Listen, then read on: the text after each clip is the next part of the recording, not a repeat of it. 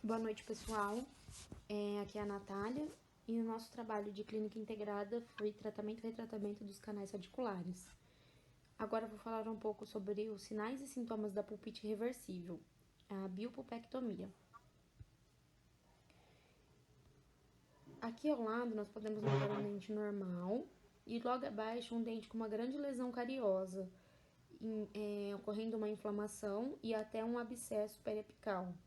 Esse dente é um dente característico de pulpite. A pulpite reversível, ela se trata de um quadro inflamatório do tecido pulpar que não há mais possibilidade de se partir para um tratamento mais conservador. E o seu tratamento se dá através da realização de uma biopectomia. O seu diagnóstico é baseado em diversos sinais e sintomas que são característicos de um dente com polpa viva e inflamada. A sua etiopatogenia pode ser de origem bacteriana, sendo a cárie, traumática, como o bruxismo, sendo o trauma oclusal, e o traumatismo dentário, um soco, algum acidente que o paciente sofreu. E até mesmo a resposta de agentes químicos, como alguns ácidos e agentes mecânicos, como por exemplo uma broca, vai fazer um desgaste, um preparo de um dente, um desgaste com broca sem o uso de refrigeração. A sua sintomatologia. Normalmente o paciente apresenta uma dor espontânea e difusa, de altíssima intensidade, que ela é latejante e pulsante, com um aumento em decúbito. É difícil identificação do ponto exato da origem da dor, podendo se apresentar em hemiface e até mesmo dor referida em outros locais. Às vezes o paciente acha que está doendo um outro dente. Por exemplo, é um primeiro molar, tá com pulpite, ele pode achar que é o segundo molar, por exemplo, de tão grande que é a dor, ele não consegue identificar. E pela dificuldade da localização exata da origem da dor, nós podemos usar alguns testes. Apresenta um aumento considerável da resposta dolorosa frente a estímulos de baixa temperatura. Então, um dos testes mais utilizados para identificar a pulpite reversível é o endo-ice, por exemplo, que nós pegamos uma bolinha de algodão e espirramos o produto na bolinha de algodão e primeiro a gente coloca em um dente que nós achamos que não está doente. A dor vai ser intensa, mas passará rapidamente. Ou seja, um dente que não está doente, um dente vivo, você coloca o endo-ice, ele vai doer, mas logo ele passa, rapidinho. Um dente que está com pulpite irreversível, quando nós colocamos endo-ice, o paciente dá até um pulo da cadeira de tanta dor e ele continua doendo, ele continua pulsando o dente. E é uma dor prolongada. Então aí a gente consegue diagnosticar qual dente tá vindo a dor do paciente, né?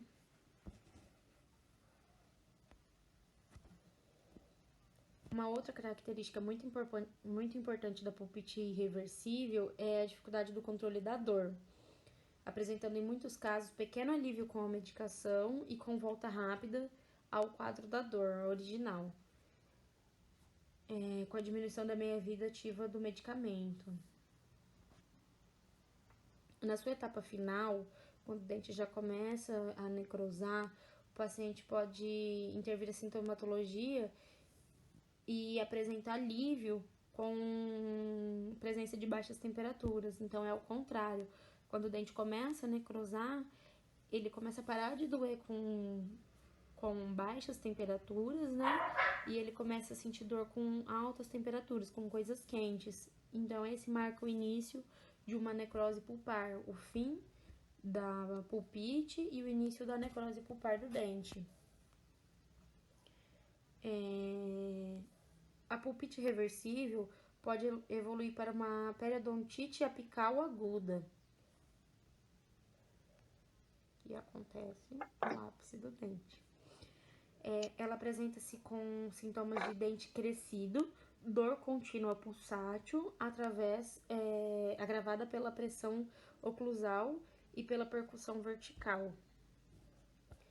E é isso, pessoal. Agradeço a atenção de vocês. Obrigada.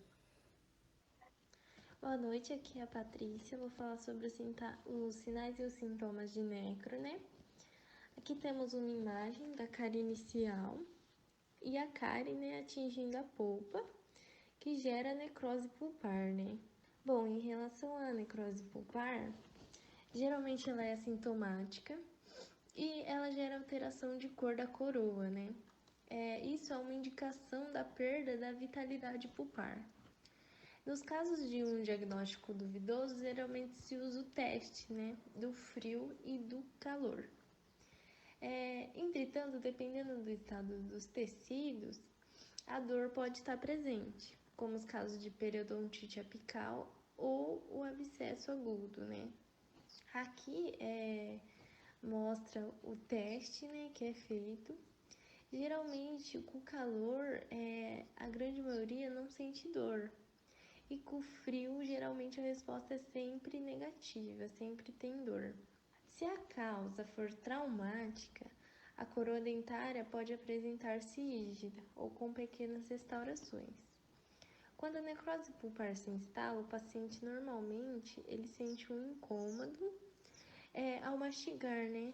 Já que o dente fica mais sensível e também pode apresentar uma fístula com drenagem de secreção purulenta.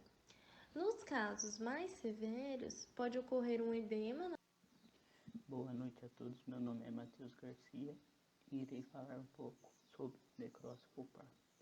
A necrose pulpar é caracterizada pelo somatório de alterações morfológicas que acompanham a morte celular em um tecido. Todos os sintomas desaparecem e a polpa torna-se assintomática em decorrência da morte pulpar, que pode ser resultante de uma pulpite irreversível não tratada ou outros fatores como traumatismo que rompe o suprimento sanguíneo da polpa. Após ou concomitantemente à necrose pulpar, ocorre a contaminação bacteriana, desenvolvendo-se uma patologia denominada gangrena pulpar. Aspectos clínicos: a ausência de vitalidade pulpar, os testes térmicos negativos, testes de cavidade negativo, percussão, palpação, pode ser sensível ou não. Aspectos radiográficos: pode estar sem lesão periapical ou com lesão periapical. Necropulpectomia: a polpa necrosada pode ser conceituada como necropulpectomia 1, tratamento do canal radicular com polpa necrosada sem lesão patológica evidenciável radiograficamente. Necropulpectomia 2, tratamento do canal radicular em polpa necrosada com lesão periapical patológica visível em radiografia. Na imagem ao lado, podemos ver a necropulpectomia 2, que no caso se apresenta com lesão perirradicular. As características da necropulpectomia: dentes apresentam alteração de cor, os sintomas variam assintomático deve ser sensação de dente crescido, o paciente ao morder sente dor ou desconforto, ausência de sensibilidade ao estímulo térmico. Ocasionalmente, a necrose pode responder ao calor devido à expansão dos gases. Resposta aos testes auxiliares: frio negativo, calor negativo e podendo ser positivo devido às fibras nervosas tipo C mais resistência à hipóxia. Pressão negativo, positivo, percussão negativo, positivo. Depende das situações dos tecidos perisarticulares. As possíveis alterações periapicais, a sua classificação: a aguda, podemos ter a periodontite apical aguda e abscesso perirradicular agudo. E as crônicas: periodontite apical crônica, abscesso perirradicular crônico, granuloma e cisto. A periodontite apical sintomática ou aguda. As suas características: dor espontânea e localizada, moderada a intensa. Sensação de dente crescido, podendo ter dor à mastigação. O seu tratamento: necropulpectomia e sua evolução, podendo ser abscesso apical agudo, exacerbação do processo e periodontite apical crônica, redução da intensidade de agressão. Resposta aos testes auxiliares: frio e calor negativos, pressão e percussão positivos e palpação apical indolor ou levemente sensível. Abscesso apical agudo. Ele é dividido em 3 fases: 1 inicial, 2 evolução e 3 evoluindo. Suas características: dor espontânea localizada, sua dor podendo ser pulsátil e intensa. Necrose pulpar, pode haver extrusão e mobilidade dentária. E no abscesso apical, na sua fase em evolução, podendo apresentar edema intra e ou extraoral. O seu tratamento: saneamento do canal, neutralização dos produtos tóxicos, patência foraminal, drenagem, retirar o dente de oclusão, medicação analgésica e antibióticos se necessário. As suas respostas aos testes auxiliares: frio e calor negativo, pressão e percussão, mastigação, exacerbação exagerada da dor, palpação apical, exacerbação da dor. Abscesso apical agudo na fase 3, que é evoluindo. Características podem ser diferentes nessa fase: presença de edema intra ou extraoral volumoso com ponto de flutuação, podendo apresentar febres e prostrações possíveis, limitação funcional possível e linfadenite regional possível. Tratamento: drenagem cirúrgica com antibiótico e analgésico. Sua evolução podendo ser abscesso crônico, angina de Ludwig e osteomielite. O processo crônico que agudizou apresenta os mesmos sinais e sintomas do abscesso dental-alveolar agudo, com a diferença que a radiografia apresenta uma imagem de lesão periapical. As respostas aos testes auxiliares: frio e calor negativo, pressão e percussão, exacerbação exagerada da dor, palpação apical, exacerbação da dor. Periodontite apical assintomático ou crônico. As suas características: ausência de dor, pode haver relato de episódio de dor prévia, presença de cárie profunda, restaurações extensas com infiltração muitas vezes. A sua evolução: podendo evoluir para granuloma apical. Seu tratamento: necropulpectomia. Resposta aos testes auxiliares: frio e calor negativo, pressão e percussão negativos, podendo apresentar possível sensibilidade, palpação apical negativa, podendo apresentar possível sensibilidade. Granuloma apical, suas características: assintomático, pode haver ligeira sensibilidade à mastigação, pode exigir leve aumento do volume, rompimento da cortical, elevando tecido granulomatoso sob a mucosa. Seu tratamento: necropulpectomia. A sua resposta aos testes auxiliares: frio e calor negativo, pressão e percussão negativo, podendo apresentar possível sensibilidade, palpação apical negativo, podendo apresentar possível sensibilidade. Achados radiográficos: área radiolux do ápice lateralmente, perda da integridade da lâmina dura, presença de cáries ou restaurações extensas e presença de tratamento endodôntico insatisfatório.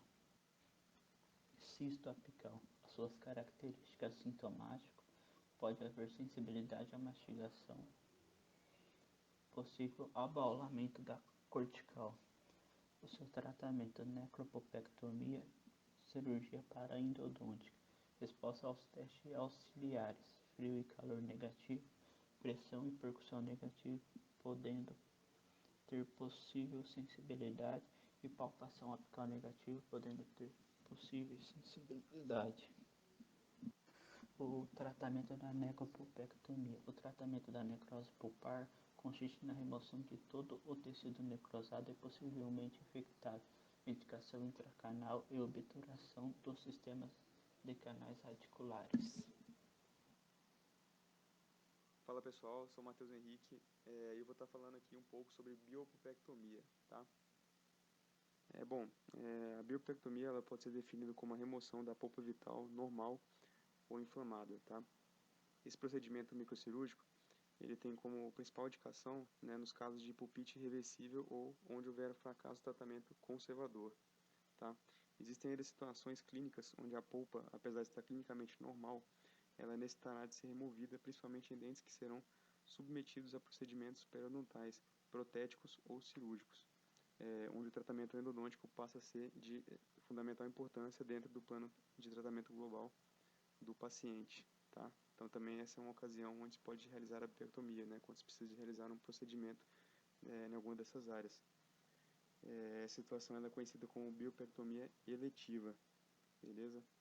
Aqui eu vou estar falando um pouquinho dos objetivos da biopectomia, tá? E de acordo de um ponto de vista filosófico, né, a biopectomia ela assume um caráter profilático, pois ela visa essencialmente prevenir o desenvolvimento de uma lesão perirradicular, tá bom? Uma polpa inflamada irreversivelmente é removida para prevenir a necrose e infecção subsequentes, sendo então substituída pela obturação do sistema de canais radiculares, tá? Então vale ressaltar que o sucesso do tratamento endodôntico em dentes pulpados está na dependência direta de dois fatores básicos, que são eles a não introdução de bactérias no sistema de canais radiculares e a não utilização de substâncias com alto poder citotóxico que poderiam desencadear ou manter uma inflamação nos tecidos perirradiculares, tá? Aqui eu trouxe alguns pontos importantes no momento da obturação, tá? O fato de que na biopectomia a polpa encontra-se inflamada, mas não infectada, permite a conclusão do tratamento em sessão única, tá? Não havendo a necessidade de empregar-se um medicamento entre as consultas para auxiliar na desinfecção do canal. Uma vez que nos casos de biopectomia não há infecção do canal, pode-se optar pelo emprego de veículos inertes para o hidróxido de cálcio, como a água destilada, o soro fisiológico, a solução anestésica ou a glicerina, beleza? E se houver disponibilidade de tempo e se não houver suspeita de quebra da cadeia asséptica, procede-se a obturação imediata do sistema de canais radiculares, tá? Em caso de biopectomia, essa é a conduta ideal, uma vez que não estamos lidando com um processo infeccioso no canal, né? E quanto mais alto o tratamento for concluído, menor o risco de haver uma infecção secundária do canal, o que colocaria em risco o sucesso da terapia, beleza? Bom, seguindo a sequência aqui, meu nome é Matheus Pina e eu vou falar um pouco sobre abscessos, as fases e as condutas. O que é abscesso dentário? Bom, o abscesso dentário é uma infecção bacteriana que causa um acúmulo de pus no interior do dente. Essa infecção ela pode surgir de uma cárie não tratada, lesões ou restaurações odontológicas antigas. E os sintomas incluem dor, mau hálito e febre. E há dois tipos de abscesso, o periapical e o periodontal. Abscesso periapical. O abscesso dentário ou periapical, tanto na variável aguda quanto na variável crônica, consiste em um processo inflamatório com formação de pus nos tecidos periapicais, localizados ao redor da ponta da raiz do dente, que normalmente trazem como principal consequência uma grande dor. Abscesso periapical agudo. O abscesso periapical agudo pode ser causado por agentes físicos, químicos e microbianos, responsáveis pelas alterações inflamatórias irreversíveis do órgão pulpar, com posterior infecção do tecido periapical. O motivo mais comum é a presença dos micro-organismos que causam as cáries, que ao não serem tratados adequadamente, acabam infeccionando a polpa do dente e logo após passam do interior do canal radicular à região apical. Fases e sintomas do abscesso agudo. Bom, existem 3 tipos de fases de evolução do abscesso. A fase inicial é a fase em evolução do abscesso. Nesta fase, a dor é intensa, espontânea e localizada, com grande formação de pus e dando a sensação de pressão e latejamento na área atingida. O dente, ele também apresenta uma mobilidade e sensibilidade à mastigação, podendo essa sensibilidade estender-se aos dentes vizinhos. Já a fase de evolução, ela é apresentada com os mesmos sintomas citados acima. Porém, existe a presença de inchaço no rosto e uma consistência dura quando palpado. E já o abscesso evoluído, na sua fase evoluída, ele apresenta um inchaço ainda maior, podendo até deformar o rosto do paciente, sendo frequente a constatação de febre e mal-estar generalizado. Bom, o tratamento. O tratamento ele consiste em estabelecer uma saída que possibilite a drenagem do pus acumulado no periápice, aliviando assim a dor imediata do paciente. Quando esse abscesso encontra-se em fase de evolução, é muito comum que esse pus não saia facilmente, sendo assim indicado para esses casos a realização de bochechos com água morna para facilitar a saída do pus, assim como a aplicação de compressas com gelo na região inflamada da face. Em algumas situações, pode ser indicado o uso de analgésicos para amenizar a dor, e nos casos que o paciente estiver com quadro de febre e mal-estar, deverão ser prescritos antibióticos. Abscesso periapical crônico. O abscesso crônico pode ser causado por agentes físicos, químicos e ou microbianos, sendo o motivo mais comum a existência de cáries. Em geral, esse tipo de abscesso não apresenta sintomatologia. Normalmente ele é descoberto por acaso, em uma ocasião de exame radiográfico, de rotina ou devido à presença da fístula. O seu tratamento se baseia na eliminação da causa, ou seja, a periodontite apical, de origem bacteriana. Baseia-se na instrumentação do sistema de canais radiculares, irrigação e medicação intracanal, seguidas posteriormente pela obturação.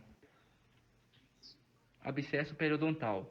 O abscesso periodontal tem como característica um acúmulo de exudato purulento localizado dentro da parede gengival de uma bolsa periodontal, resultando assim na destruição das fibras colágenas do ligamento periodontal e uma perda óssea alveolar adjacente. Bom, os seus principais sinais e sintomas são dor, edema, vermelhidão, extrusão dental, febre e a elevação gengival, que no caso é a tumefação. E o seu tratamento é a drenagem do abscesso, a raspagem e a antibiótico terapia se houver a presença de linfadenopatia ou febre. E manter sempre a terapia periodontal pós-tratamento. Boa noite a todos, eu me chamo Nayara. Eu vou dar continuidade na apresentação e vou falar um pouco sobre retratamento endodôntico. O retratamento endodôntico é a intervenção que visa remover uma obturação do canal radicular, geralmente defeituosa, seguida da execução de uma nova terapia endodôntica, uma tentativa de corrigir um tratamento endodôntico realizado inadequadamente. Técnicas de retratamento. Instrumentos manuais mais solvente. Vai utilizar limas tipo Kerr, limas tipo Redstone, solventes como, por exemplo, eucaliptol, brocas Gates 2, 3 e 4, começando pelo comprimento de trabalho das Gates, menos 5 mm. Técnica. Vamos iniciar com a radiografia inicial, determinar o comprimento de trabalho explorativo igual ao CAD, comprimento aparente do dente, menos 2 mm, e comprimento de trabalho das Gates igual ao CAD menos 5 mm. Penetrar com a Gates Glidden número 2 e 3 calibradas no comprimento de trabalho da Gates. Não devemos usar as Gates Glidden 1 nos casos de retratamento porque há grandes chances de fratura do instrumento. Levar algumas gotas de solvente à câmara pulpar com auxílio de uma pinça clínica. Entrar com um instrumento tipo Kerr, comprimento de trabalho explorativo, de aço, fazendo movimentos de rotação e avançar lentamente em direção apical. Trocar de instrumento à medida que se aproxima do comprimento de trabalho explorativo. Quando chegar ao comprimento de trabalho explorativo, realizar a odontometria. E por último, determinar o comprimento real do dente. Fazer o esvaziamento de todo o canal radicular. Comprimento de trabalho de esvaziamento igual ao comprimento real do dente. E depois determinar o comprimento de trabalho. Comprimento de trabalho igual ao comprimento real do dente menos 1 mm. E realizar o preparo apical com instrumentos de aço ou níquel-titânio, utilizando uma solução de hipoclorito de sódio. A radiografia pode aparecer com duas situações distintas. Sem material obturador, proceder normalmente à endodontia. Com material obturador, diminuir o calibre do instrumento e atingir o comprimento determinado na odontometria, evitando solventes na região apical. Técnica de instrumentos automatizados rotatórios. Esta é uma técnica rápida e eficiente na remoção do material obturador. A velocidade utilizada é de 350 RPM. Entretanto, quanto maior a velocidade, maior é a rapidez com que se remove o material obturador, podendo ser utilizada uma velocidade de até 2000 RPM. Algumas limas rotatórias são Profile, Protapor, K3, entre outras. A técnica de rotatórios. Primeiro, radiografia inicial. Segundo, determinar o comprimento de trabalho explorativo igual ao CAD, menos 2 mm. Terceiro, calibrar o instrumento no comprimento de trabalho explorativo e penetrar, diminuir conforme se aproxima do comprimento de trabalho explorativo. Quarto, realizar a odontometria com o próprio instrumento. Quinto, determinar o comprimento real do dente, fazer o esvaziamento de todo o canal radicular, comprimento de trabalho de esvaziamento igual ao comprimento real do dente, e após determinar o comprimento de trabalho igual, comprimento real do dente menos 1 mm, de acordo com o diâmetro ou curvatura do canal, deve-se diminuir o calibre dos instrumentos rotatórios utilizados próximo ao ápice. Sexto, encerrada a etapa manual, o preparo está concluído. Conclusão do retratamento endodôntico. Após a realização da remoção do material obturador e do preparo do canal radicular, é extremamente importante a realização de uma irrigação com EDTA e uma correta medicação intracanal. Terminada esta fase, procede-se então à nova obturação do canal radicular. Aqui finalizamos a nossa apresentação. Agradecemos a todos pela atenção. Uma boa noite.